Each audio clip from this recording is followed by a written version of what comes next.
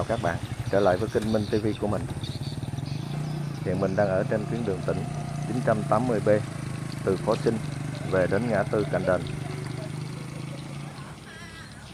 Đây là cây cầu bắc qua con kênh Phó Sinh Cành Đền.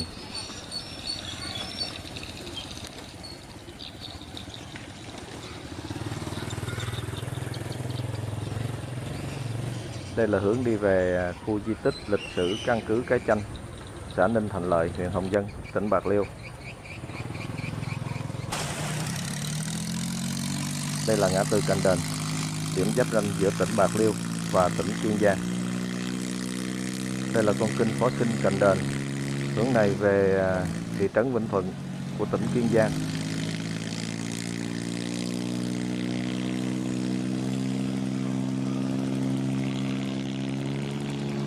Hướng này về khu căn cứ Cái Chanh, xã Ninh Thành Lợi, huyện Hồng Dân.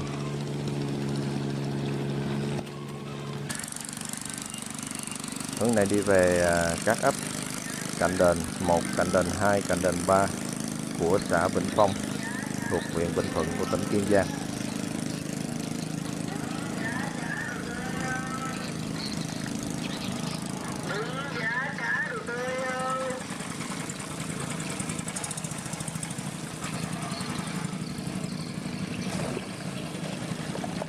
Hướng này đi về Phó Sinh thuộc xã Phước Long, huyện Phước Long, tỉnh Bạc Liêu.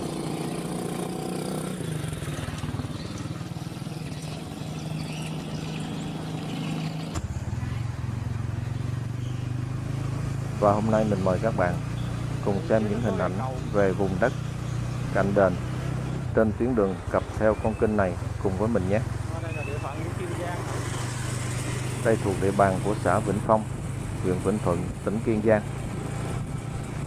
Và hôm nay mình mời các bạn cùng đến với vùng đất Cành Đền trên tuyến đường xã Vĩnh Phong, huyện Vĩnh Thuận, tỉnh Kiên Giang.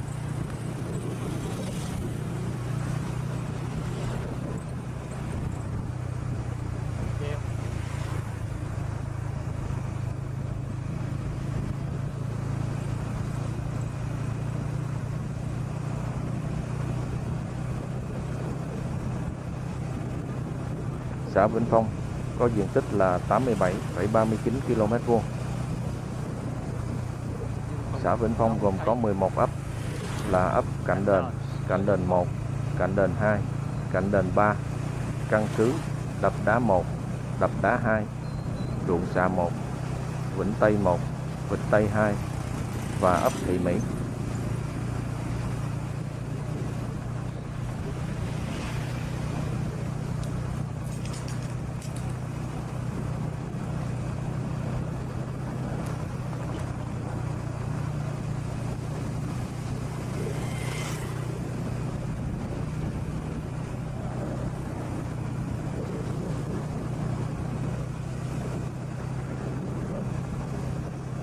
Cành Đền xưa được ví như chốn thâm sơn cùng cốc.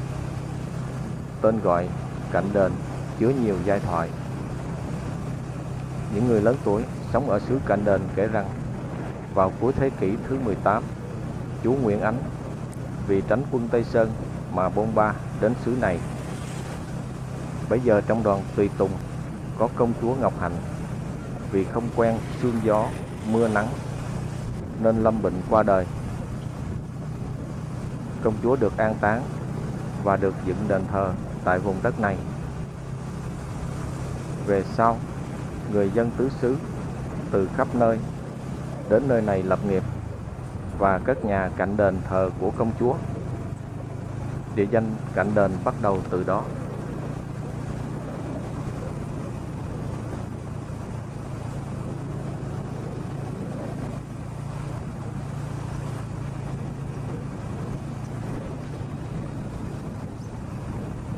Cành Đền là vùng đất rộng lớn thuộc địa bàn của hai tỉnh Bạc Liêu và Kiên Giang, được biết đến với nhiều tên gọi khác nhau như Đồng Chó Ngáp, xứ Độn Trâu. Tên nào cũng buồn đứt ruột, mà buồn nhất vẫn là câu ca trữ tình: xứ đâu như xứ Cành Đền, mũi kêu như sáo thổi, dễ lền tựa bánh canh.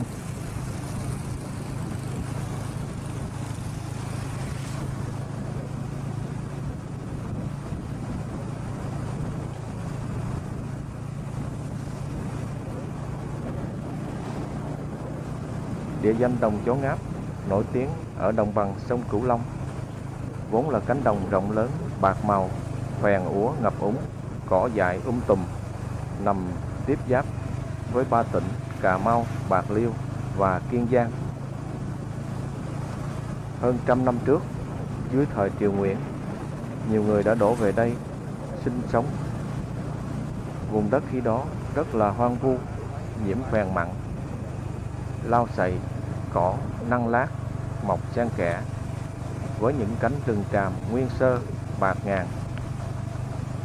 Đến thời Pháp thuộc, một phần rừng tràm bị cháy, vùng đất rộng lớn chỉ còn lại cỏ năng và lát. Biết bao nhiêu người đến đây khai phá, nhưng rồi cũng chỉ trụ được một vài năm, vì làm mà không có ăn.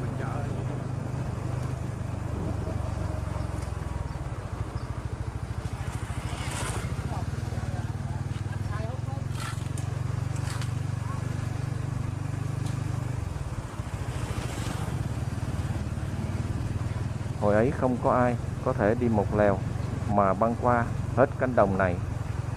Đến chó là loài chịu khát tốt nhất, mà còn lè lưỡi, thở dốc, ngáp ngắn ngáp dài khi theo chủ băng qua cánh đồng. Những bậc cao niên ở xứ Cành Đền cho biết, có lẽ vì thế mà cái tên cánh đồng chó ngáp xuất phát từ đó. Dần về sau gọi riết nên chết danh.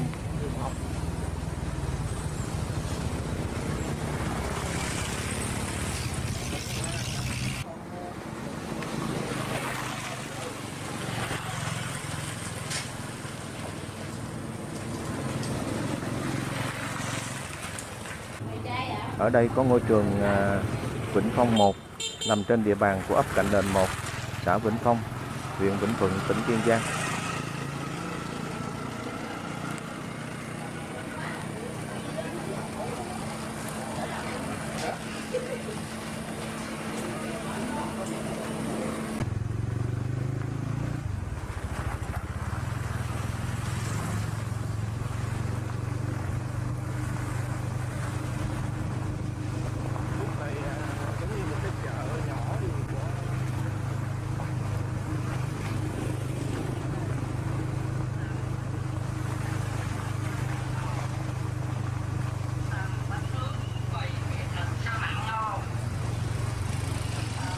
Mấy chục năm trước, thiên nhiên khắc nghiệt đến mức chỉ có lau sậy là sống được trên vùng đất này.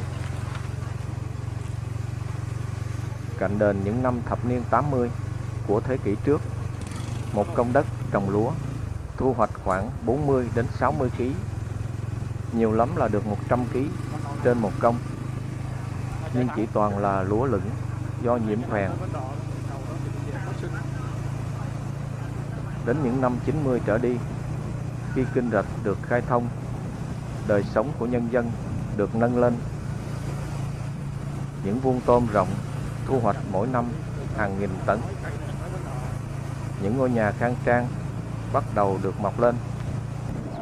Cành Đền hôm nay không còn là vùng đất xa xôi, cách trở, khó khăn như trước. Hiện các ấp nối liền bằng những con đường được bê tông hóa, thuận lợi cho việc giao thương đi lại của bà con.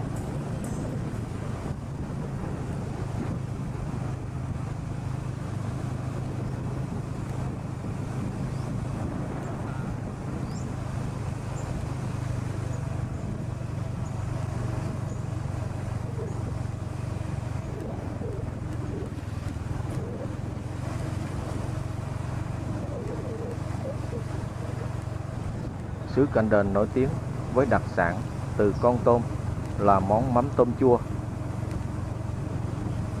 Tôm tươi sau khi được bắt lên, ủ bằng kỹ thuật gia truyền nên màu đỏ tự nhiên, và con tôm đã thành mắm rồi nhưng vẫn săn cứng, dai giòn, chứ không bở nhũng nước. Vị chua mặn đủ độ, rất là ngon, được nhiều người ưa chuộng.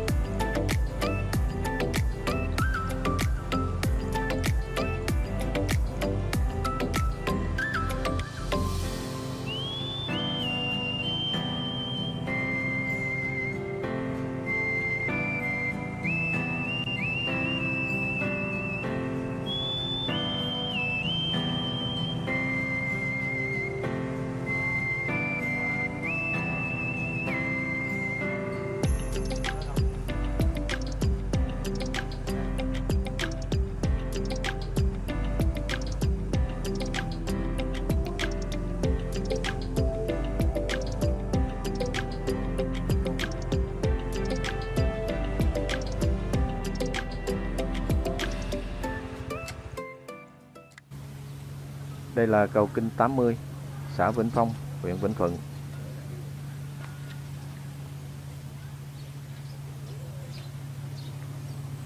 Đây là con đường mình vừa đi qua.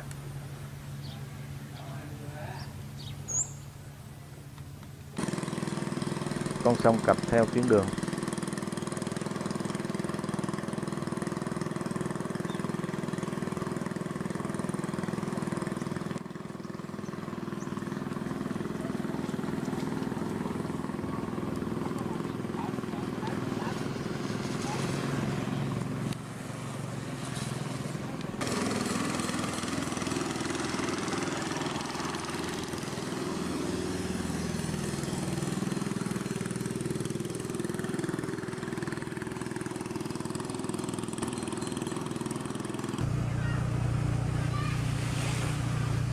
Bây giờ mình đi tiếp thêm một đoạn.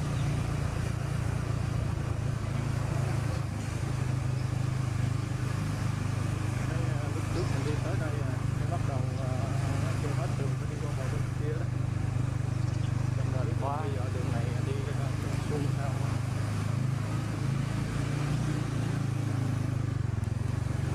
Bây giờ như mình mới đi có 4 cây cầu Kinh Tư.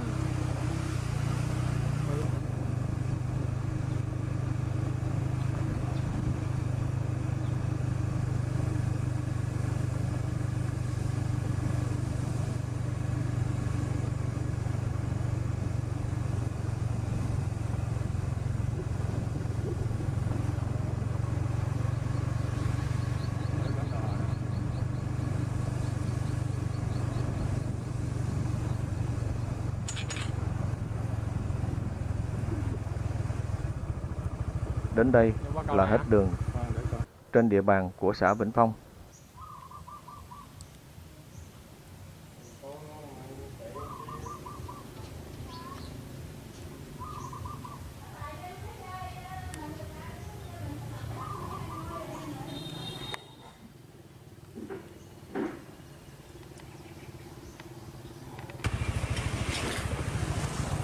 Bây giờ mình quay lại cầu 80 để đi hết địa bàn của xã Vĩnh Phong, huyện Vĩnh Thuận. Hướng này đi về Kinh Sáng số 2, điểm giáp ranh với tỉnh Bạc Liêu.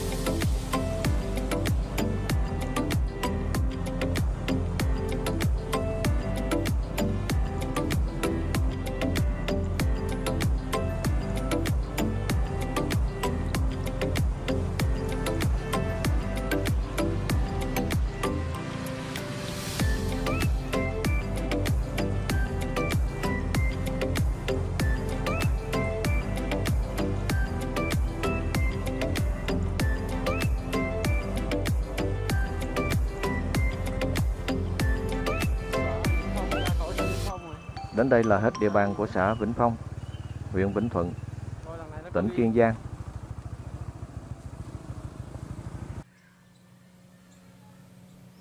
Bây giờ mình đã đến cổng chào của xã Vĩnh Phong, huyện Vĩnh Thuận.